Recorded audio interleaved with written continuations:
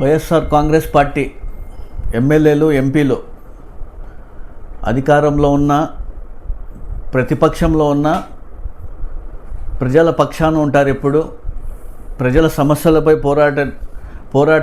పోరాడే party YSR Congress party. ఈరోజు మనం చూసుకుంటే రాష్ట్రంలో ఏ విధంగా కూటమి ప్రభుత్వం పరిపాలన అందిస్తున్నారు కూడా ఒకసారి మనం అందరూ గమనించాలి. నిన్నటి రోజు మనం చూసుకుంటే మిథున్ రెడ్డి గారు ఎంపీ గారు యూనియన్ బడ్జెట్లో ఆయనకు అవకాశం వచ్చింది. రాష్ట్ర తరపున ప్రజలు ఇబ్బంది పడుతున్న ప్రజల సమస్యల్ని పార్లమెంట్లో అందరూ ఉంటారు, మోదీ గారు ఉంటారు, ప్రధానమంత్రి మోదీ గారి దృష్టికి తీసుకెళ్తే ఈ కూటమి ప్రభుత్వం చేస్తున్న అన్యాయాల్ని కట్టుదిద్దుతారనే ఉద్దేశంతో మిథున్ రెడ్డి గారు ఆయన రాష్ట్ర సమస్యలను కూడా చెప్పడం జరిగింది.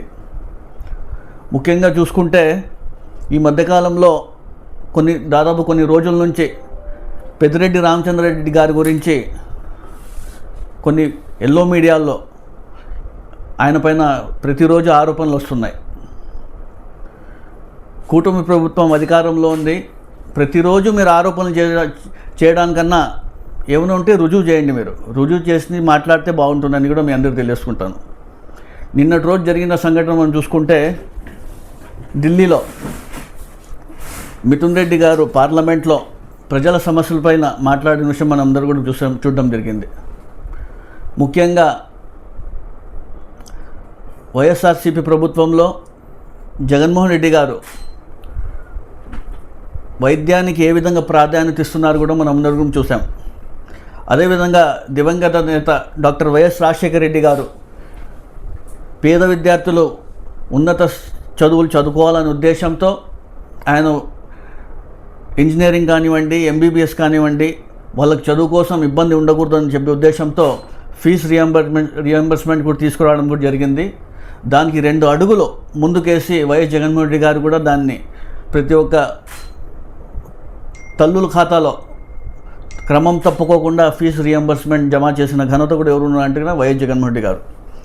అదేవిధంగా పేద విద్యార్థులు డాక్టర్లు అయితే పేదోళ్ళకి చాలా ఉపయోగపడతారనే ఉద్దేశంతో వైఎస్ జగన్మోహన్ రెడ్డి గారు 17 కొత్త మెడికల్ కాలేజెస్ తీసుకొని వచ్చిన ఘనత కూడా దేశ చరిత్రలో ఉన్నారంటూ కూడా మన వైఎస్ జగన్మోహన్ రెడ్డి గారు. కానీ కూటమి ప్రభుత్వం ఏర్పాటైనాక ఈ 17 మెడికల్ కాలేజెస్ని కూడా ఏ విధంగా వీళ్ళు ఆపేసిన విషయం కూడా మనం ఒకసారి కూడా గమనించాలి. ఇదే ఇష్యూని కేంద్ర దృష్టికి తీసుకెళ్తే పార్లమెంట్లో అందరూ ఉంటారు, ప్రధానమంత్రి గారు ఉంటారని చెప్పేసి మిథున్ రెడ్డి గారు దీనిపైన కూడా మాట్లాడడం తప్ప అని కూడా నేను చెప్పడం జరుగుతుంది. మరి ఇంకో విషయం చూసుకుంటే మార్గదర్శి దేశంలోనే అతిపెద్ద ఆర్థిక కుంభకోణం అని చెప్పేసి దీన్ని మీరు వదిలేశారని చెప్పేసి మిథున్ రెడ్డి గారు అక్కడ ప్రశ్నిస్తే ఇది కూడా తప్ప అని కూడా నేను మీ అందరికీ తెలియజేస్తున్నాను. మరి ముఖ్యంగా పోలవరం సంబంధించి పోలవరం ఎత్తు తగ్గకూడదు, తగ్గిస్తే మనం దాదాపుగా 30,000 కోట్లు నష్టపోతామని చెప్పి కూడా మిథున్ రెడ్డి గారు ప్రశ్నిస్తే ఆయన రైతుల పక్షాన మాట్లాడడం తప్ప అని కూడా నేను మీడియా ముఖంగా తెలియజేస్తున్నాను. అదేవిధంగా రాష్ట్రానికి రైల్వే జోన్కి సంబంధించి అన్యాయం జరుగుతోంది. ఇది కూడా కూటమి ప్రభుత్వం ధ్యాస పెట్టాలా, కేంద్ర ప్రభుత్వం కూడా దీనిపైన మాట్లాడాలని చెప్పి ఉద్దేశంతో మిథున్ రెడ్డి గారు కూడా మాట్లాడడం జరిగింది.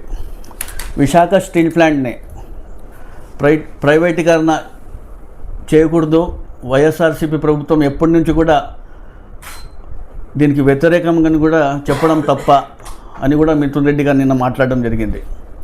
ఇవన్నీ చూసుకుంటే పెద్దిరెడ్డి రామచంద్రారెడ్డి గారి పైన వస్తున్న ఆరోపణలను చూసి మిథున్ రెడ్డి గారు సహించలేక నిన్నటి రోజున పార్లమెంట్లో మాట్లాడినారని చెప్పి అక్కడ ఉన్నటువంటి కూటమి ప్రభుత్వం ఎంపీలు మాట్లాడడం ఏ విధంగా సమంజసం కూడా ఒకసారి ప్రజలను కూడా గమనించాలి.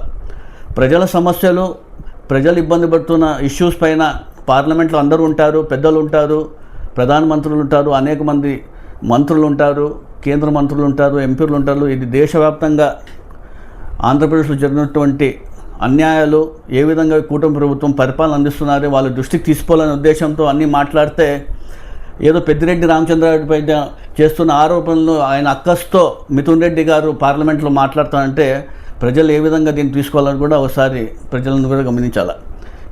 అధికారం మీదుంది, కూటమి ప్రభుత్వం అధికారంలో ఉన్నారు, అధికారులు మీ వాళ్ళే. పెద్దిరెడ్డి రామచంద్రారెడ్డి గారు నిజంగా అక్రమాలు చేసింటే కన్నా నిరూపించండి. మీరు ఊరికే ఏదో ప్రతిరోజు ఆయన గురించి మాట్లాడడం ఇది మంచిది కానీ తెలియజేసుకుంటూ, మిథున్ రెడ్డి గారు ఎప్పుడు ప్రజల వైపు ఉంటారు, వైఎస్ జగన్మోహన్ రెడ్డి గారు ప్రజల వైపు పోరాటం చేస్తారని తెలియజేస్తుంటాను.